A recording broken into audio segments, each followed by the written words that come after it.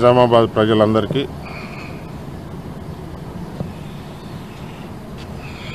మీరు ప్రేమించిన సీనన్న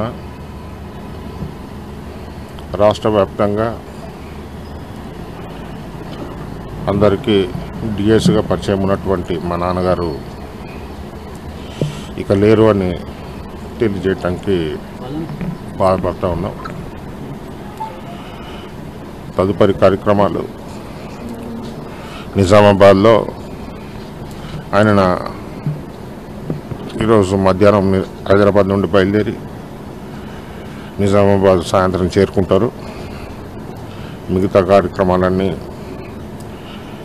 రేపు నిజామాబాద్లో జరుగుతాయి. ప్రజలందరికీ తను అందుబాటులో ఉండటానికి తన నివాసంలో ఇక్కడ నిజామాబాద్లో రేపటి వరకు రేపు మధ్యాహ్నం వరకు ఇక్కడే ఉంటారు. చూడాలనుకునే వారందరూ కూడా నిజామాబాద్ డి శ్రీనివాస్ గారి ఇంటికి రాగలరు.